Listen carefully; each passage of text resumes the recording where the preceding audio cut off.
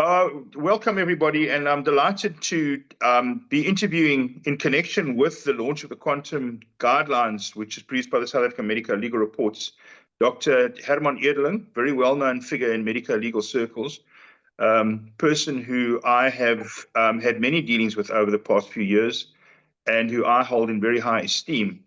And I think you'll understand why, in particular, we've asked Dr. Edeling to be interviewed in connection with the launch of the quantum guidelines, because there are a few aspects in particular which he has knowledge of, and which this book focuses specifically on. And to my understanding, it's the only work that deals with the issues that we're going to cover with Dr. Edeling this evening. But firstly, let's just welcome Dr. Edeling.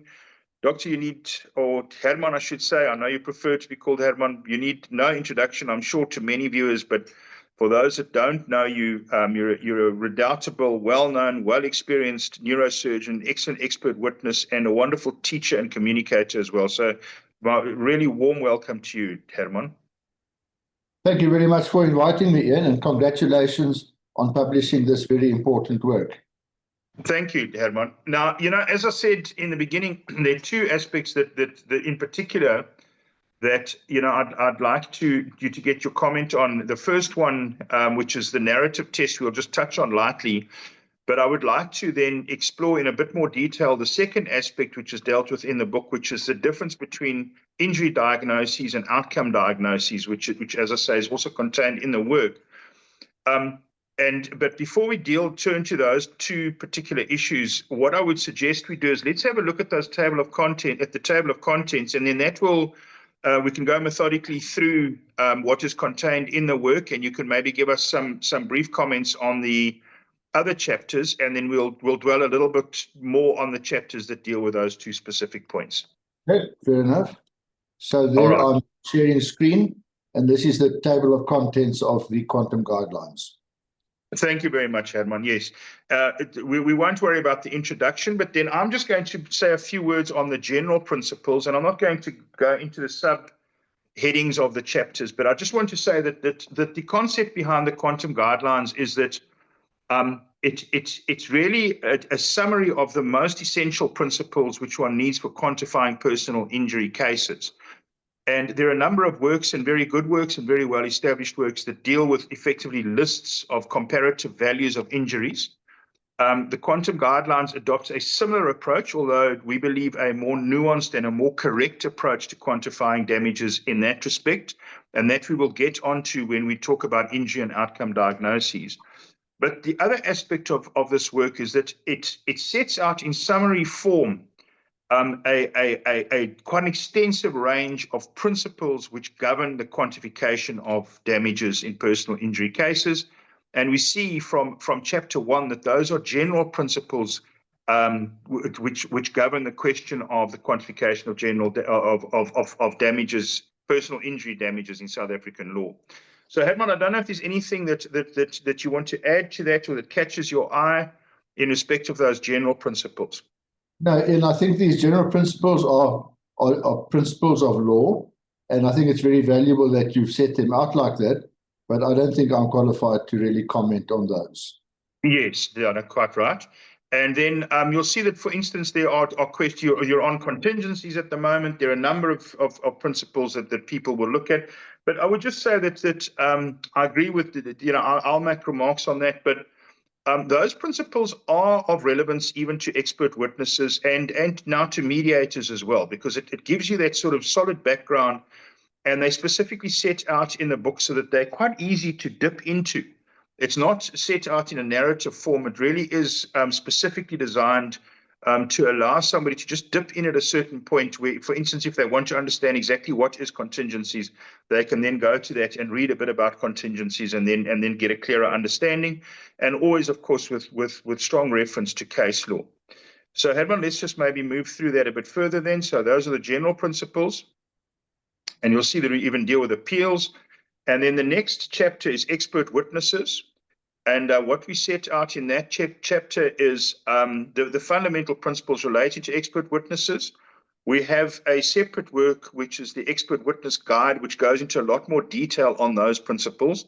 but we thought it was useful to include at least a summary of the principles governing expert witness law, because it is so central to personal injury cases.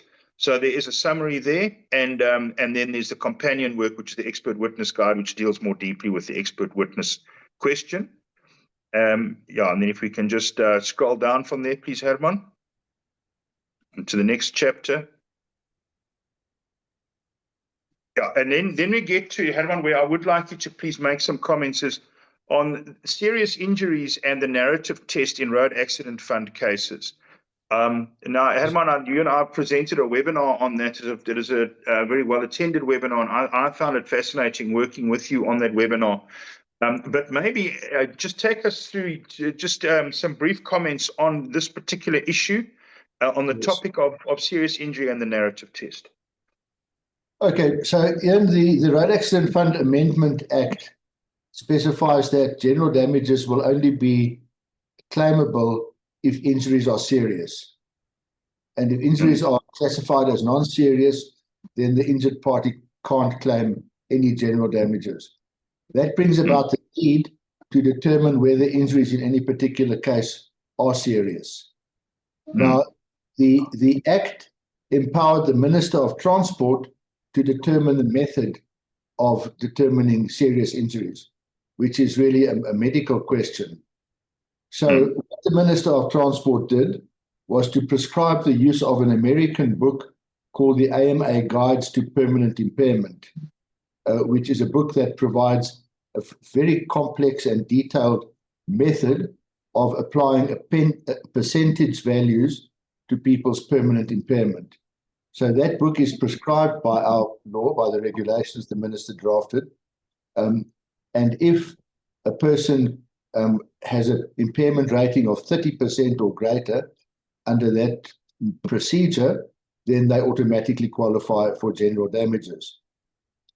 However, there are various shortcomings in that book, in that there are certain types of injuries, certain types of impairments, which cannot be calculated as a percentage for a variety of reasons, which we can go into, but I think at this point, I won't go into that. And because of that, the minister realized that there had to be another method for cases that could not be adequately measured on the AMA Guides percentage whole person impairment. And for that, they prescribed an instrument called the narrative test. Now, unfortunately, the narrative test was included very late before the publication of this regulations, and it was taken verbatim from Australian legislation and just put in there. And for any doctor reading that or any lawyer reading that, the words are there, but they're very difficult to interpret because it's such a brief description, and in certain senses, the descriptions are circular and impossible to interpret. So what happened, the HPCSA then started appointing doctors to appeal tribunals to adjudicate when there was a dispute between plaintiffs and the Road Accident Fund about whether particular people's injuries were serious. And I sat on those committees. And it very soon became apparent to us that nobody understood how to apply the narrative test. And the reason being, there was not a suitable explanation of what it was, what its purpose was, how to apply it, or what criteria should be used. So for that reason, I set about, together with the chairpersons of all the committees at that stage, of compiling a document to remedy those shortcomings. And we then agreed that, and we published that document in the Medical Journal of South Africa, the South African Medical Journal, and that was the guidelines to the performance of the narrative test. Now, as much as our guidelines do not have any statutory authority, they've not been approved by the minister or by the department or anything, but it is so. They were published, I think it was in 2012, and now it's 2025, and they've never been challenged. They've often been referred to, and to the best of my knowledge, that is still the only published guideline to how to apply and how to interpret the narrative test in South Africa. So through the test time, that seems to be the de facto authority on how to apply the narrative test. So Now, just, Herman, sorry, yeah. I just want to say, in a nutshell, the AMA guides, which gives a whole person impairment percentage rating, is very good for certain types of impairment which can be measured objectively. So if you lose fingers, it's not as bad as losing 4 fingers. So there's a measurable difference between the two. If you have an amputation, depending how high on the limb the amputation is, or whether it's one or more than one limb, those are measurable differences. They apply very well to most orthopedic injuries. And they also apply, for example, to certain chest and abdominal and like eye injuries. So any organ where the impairment is objectively measurable, like vision or hearing or muscle strength, those guidelines work very well. And so it's a very good system of comparing different types of impairment in a percentage of whole person impairment rating. But where the difficulty with that comes in is impairments of an abstract nature, such as pain, which is not measurable. Impairments such as emotional suffering, which is not measurable. Now, pain and emotional suffering are subjective, but they are very real, and people can become disabled by pain or emotional distress. And it's all very well to say, well, because you can't measure them, they're not real, but that's not true. And think about the principle in law that general damages or non-pecuniary damages are there to compensate for pain and suffering and loss of amenities. That is by its very nature losses which are not objectively measurable.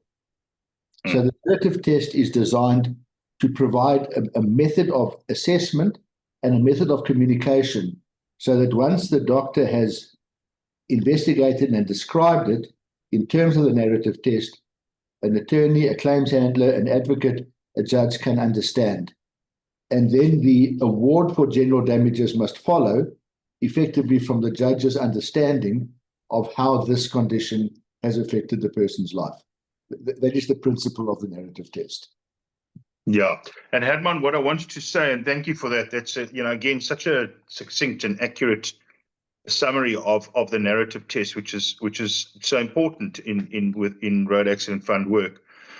But what I wanted to just add to that is, so I've always been impressed by that article that you co-wrote with Magda Slabbert, and have been well aware of that South African Medical Journal article for some years. But that was published, I think it was 2012, was it, Herman? It was some years back. Yes, it was around 2012, 2013, Ian. Yeah. And so the approach that we've taken with this chapters, we readily acknowledge this. We've really used that article as a very strong source document, and then blended in case law, which comments on the issues raised in that article. And so, in a way, we've updated and expanded the article, I think you could say, and we've now included that as a chapter in the textbook.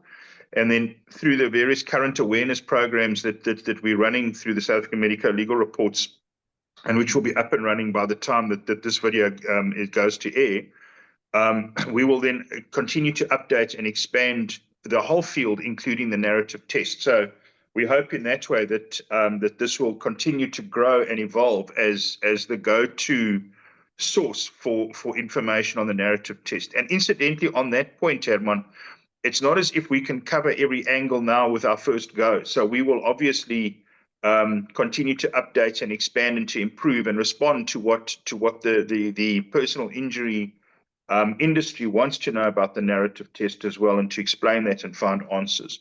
So, all right, that's on the narrative test. You wanted to show us this article, Herman?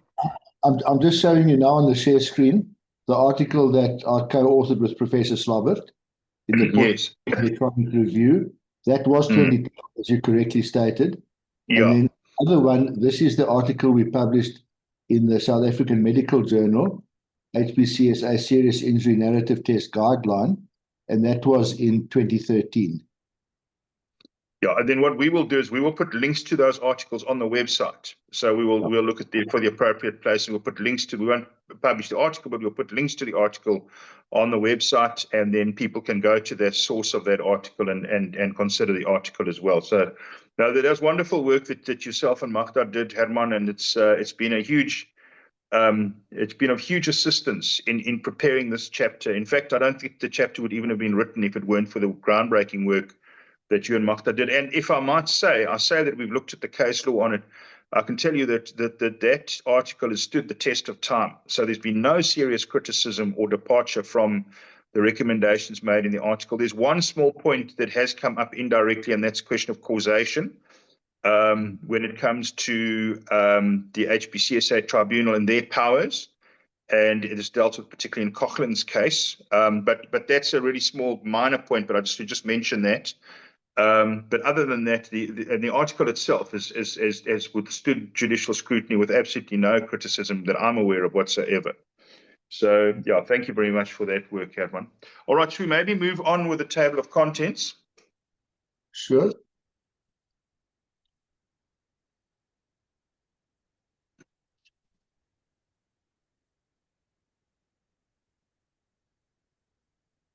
And then, yeah, the next chapter is personal injury trusts. I'll just mention that briefly now, because we'll get somebody to comment specifically on that. It's obviously a very important aspect of personal injury law. Quite challenging technically, and again, there was a groundbreaking judgment which was handed down some years ago in the Gauteng North Division, which this chapter is based quite extensively on. But yeah, we include personal injury trusts, and again, very similar to the narrative test. This is groundbreaking. There's very little commentary on personal injury trusts in South Africa.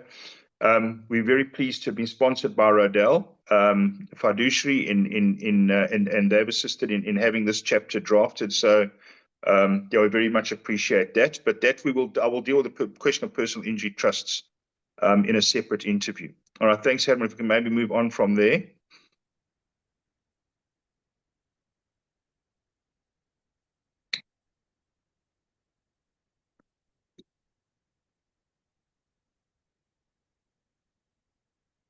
Yeah, the chapter on personal injuries is quite long, Herman, so we'll just edit this out. What are we on there? I can't read that, sorry. The assessment of specific injuries. Oh, yes, okay, all right. And then, Herman, yes, and then the next chapter that I would like to discuss specifically with you is assessment of specific injuries, but I think you can also just scroll down to the next chapter as well. These two are sort of sister chapters. And assessment tables. Yeah, so just to lead into this, that assessment of specific injuries and the assessment tables is informed in part by the approach which you will explain now to the viewers of differentiating before an injury diagnosis and an outcome diagnosis. That's the first thing. And then the second thing is what we have based this work again quite extensively on both the British and the Irish guidelines. We've been given permission by the Irish Judicial Council to reproduce sections of the work that has now been available in the United Kingdom and Ireland for some time. And there are specific reasons why we believe that work is relevant to South African personal injury law. And Herman, I know you can expand on that in a moment, but the first point that I'd like to make, which I'd like to clarify, is we're not saying that you take, for instance, the values, for instance, the pound rates for injuries, and then just in a very rough and ready manner translate that into rands, and then that's what the injury is worth. That is not the approach which we take. What we do is we have a look at the structure and the methodology of those tables. And we've then imported the structure and methodology of those tables subject to certain adaptations to South African law. For instance, with pain and suffering, there's certain adaptations we had to make. Our law is slightly different to the British and Irish law. But that's the general approach. And Herman, I think if you can then address the specifics of the approach to assessing injuries in terms of injury and outcome diagnoses. And then what I will do is once you've done that, then I'll comment on the two ways in which, in my view, that distinction between an injury diagnosis and an outcome diagnosis is critical in South African law. Sure. So, Ian, this segues nicely from your previous comment about causation. And what I want to emphasize first is that I believe the primary or crucial obligation of a medical expert witness is to investigate and provide opinion on causation. The reason for that should be self-evident, that if one is claiming compensation for an injury, then it is necessary to determine whether the harm that the person suffers has been caused by that injury. That's just to state it in simple terms. But from the nature of injuries and damage to people, injury mechanisms and treatment and healing and the passage of time, it turns out that there are two separate diagnoses that need to be established, and that an issue of causation becomes relevant in relation to each. Now, what I say about this comes from my experience of principally dealing with traumatic brain injuries. So that is where I developed these concepts. But since developing them, it turns out that they apply to any injury to any organ system, because the principles are exactly the same.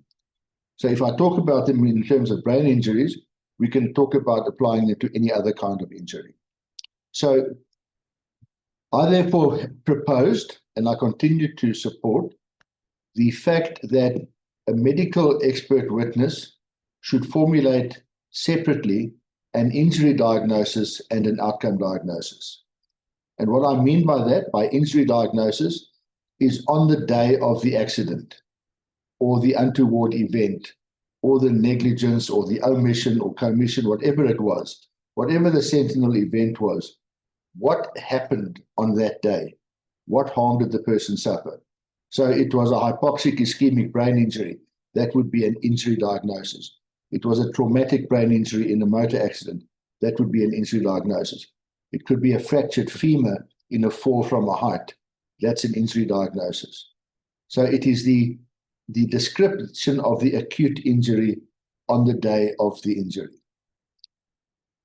Now, the thing is that when injuries occur, they don't remain in that state forever. The person can die. The person can make a full recovery. The injuries can become complicated, therefore become worse than they appeared at first. They can improve, but never fully recover. So there are a whole range of possible outcomes from any injury. And the outcomes from any injury are unique to that person and those circumstances. So the prior health of the person, the state of resilience, the quality of the treatment, the presence or the access to rehabilitation, the quality of the rehabilitation, the nutritional status of the patient, the mental status, the psychological status, all of these factors have a big role in the extent to which a person recovers partially or well or poorly or fully from any injury. Now, let us start with a fractured femur as a concrete example of an injury diagnosis. And then 2 years later, the bone has united, but the fracture line, which was comminuted, the bone is skew. It hasn't grown on exactly in the right direction, and there's some shortening of the bone. So now that fracture has healed, but the person's leg is deformed and short. So there's a disability because the person walks with a limp, and there may or may not be pain. Now, in that concrete example, it is necessary to determine causation, both in relation to injury diagnosis and in relation to outcome diagnosis. So was that fall from the height the direct cause of that fractured femur? That is normally an easy determination. And usually an orthopedic surgeon will make that determination, and very few people will argue about that. So that is normally straightforward. That is often directly evident from hospital records. But the principle remains. Did the fractured femur come from that fall, or did it come from something else? And did it come from that fall alone, or did it come from a combination of the fall and something else? Those are issues that are considered in terms of causation of the injury diagnosis. Then there's a much longer time span from the injury diagnosis until the outcome diagnosis. Now, the outcome diagnosis is something that should be determined after the condition has stabilized. Now, that status of stabilization is described very well in the American Medical Association Guides to Permanent Impairment, which is prescribed in our law, and that is called MMI, or maximal medical improvement. That means a state where the condition has stabilized and where no significant improvement or deterioration is expected in the next 12 months. So it's not that it's permanently going to be exactly like this, but it is defined in that way. So in medical terms and for practical purposes, the condition has stabilized. That is what is meant by MMI, or maximal medical improvement. Now, when one gets to that point, that is when one formulates an outcome diagnosis. And in this case, the outcome diagnosis can be united fracture with deformity and shortening. And that deformity and shortening is now a permanent condition. And that condition conveys a certain impairment, which is a permanent impairment to that human being. And then in terms of causation, the intellectual exercise for the orthopedic surgeon is, did that injury on that day give rise to this outcome? And was it that injury alone, or was it that injury plus something else? And did anything else contribute to this outcome? Did anything happen in the meantime that interfered with the natural healing? So that is a more complicated determination, whether the injury diagnosis was the cause of the outcome diagnosis. Yeah. Now, by considering it in that way, analyzing it and stating it, that accident caused that injury, and that injury caused that outcome, or that injury plus this intervening factor caused that outcome, then to me, the medical expert has done his or her job in explaining to the legal system what has resulted from that cause of action. And the necessity for that is because when it comes to compensation, and this applies both to special damages and general damages, the claim for compensation will relate to the long-term damages caused by that cause of action. And to what extent does that diminish the earning capacity of the person? To what extent does that diminish the capacity to participate in recreational activities? And to what extent does that cause pain and suffering and loss of amenities, etc.? So Ian, to me, it is such a fundamental principle that I think that principle should be applied and should in fact be required by legal practitioners of all medical experts to formulate in their reports an injury diagnosis, an outcome diagnosis, and to express an opinion, a mindful opinion about the causation of each. Yeah, Herman, well, thank you very much. I mean, that's again a very succinct and to my mind, a very compelling point that you make. What I would add from a legal perspective, and it's been interesting discuss, we've discussed this topic over the last few months on several occasions. And what my thinking around that has evolved insofar as its relation to various legal principles. And in particular, what strikes me is that there, for some time, has been one of the challenges of personal injury law is defining exactly what is meant by the merits or liability and damages. So you'll hear every day in our courts, you'll hear people standing up and saying, we've settled the merits, we've settled liability, only quantum remains. And the judge who is astute and who understands the structure of the law of delict relating to this question may very well ask, as in fact the Supreme Court of Appeal has enjoined practitioners to do, well, what exactly do you mean by the merits and what exactly do you mean by liability? And I've always felt that the answers to those questions are intellectually unsatisfying. There's always been, and the reason has been that the question of causation has always been taken as sort of a bit of a lump subject that either gets lumped with liability or gets lumped with quantum. But in fact, that's not what happens. What actually happens is the question of causation straddles both the issue of the merits or liability and quantification of the claim. And I've been quite interested in this concept for some time now. And when I heard your explanation of injury and injury diagnosis and outcome diagnosis, it then became clear to me that the injury diagnosis really relates to the question of the merits or liability, in the sense that, did this accident cause that particular injury? And then the outcome diagnosis belongs more happily in the portion of the claim relating to the quantification of the claim. In other words, the damages section. And I think that's a very helpful way to then distinguish between those two concepts. And I think that distinction that you draw is absolutely right medically, and I think it's absolutely right legally. And it serves an important function, in my view, insofar as accurately describing and delineating what exactly it is that you mean when you say we've settled the merits.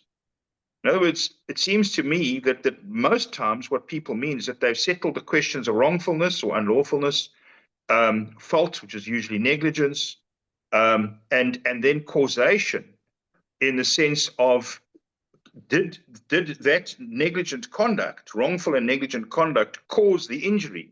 And then that's sort of the end of the question on the merits. And then part two of the case, which may often, as you know, is separated from part one, but may not necessarily be, but very often is, in terms of Rule 33.4. Part two of the case then becomes, all right, given that this negligent conduct resulted in that injury, what were the consequences? And what were the damages suffered by this particular person? And that's where you look at the outcome diagnosis, in order to, as you quite correctly say, in order to then properly understand the facts relating to the various heads of damages. And I think that's a very important development in thinking, in dealing with the difficult question of causation.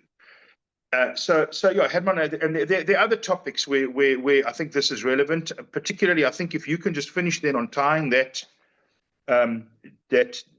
approach to diagnosis in with the narrative test. And I think just as if I'll let you just finish that, and then we'll just wrap up the interview. Yes, well, thank you very much, Ian. So, when it comes, and I totally agree that, and that is the way I see it, that the determination of the quantum of damages is determined on the basis of the outcome diagnosis, because that's the permanent impairment with which the person lives. Correct. By the way, that principle is enshrined in the AMA Guides to Permanent Impairment, because those guides, the percentage given applies to permanent impairment after maximum medical improvement. Yes. And the test also resides there. Now, in determining the quantum of damages, there are various experts who analyze the functional status, the losses, the impairments, etc. So there are occupational therapists, clinical psychologists, neuropsychologists, etc., industrial psychologists who measure the current status of this person and see how this person will now do in future. But if one just goes to that without the important medical determination of how much of this current impairment was caused by that injury, or was there anything else contributing to this? And that is a causation determination which I think is often lacking in medical legal reports. There seems to be, by certain people, an assumption that everything is wrong was caused by that accident, and there's an assumption that nothing that is wrong was caused by that accident because everything was caused by something else.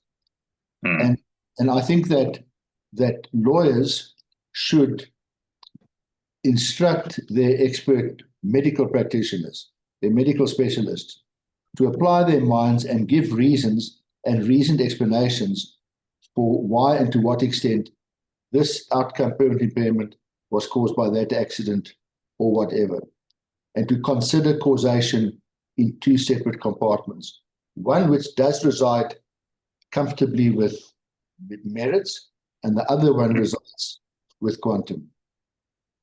Yeah, I completely agree, Herman. And it's going to be interesting to see this developing. I think it answers many questions which is posed by personal injury law, and of course that junction between the legal and the medical. And if you look at it from that perspective, this is actually a fascinating example of how the law and medicine embrace each other in finding appropriate solutions to the question of doing justice between the various parties. So Herman, that's been a fascinating interview as always. It's an absolute pleasure to listen to you.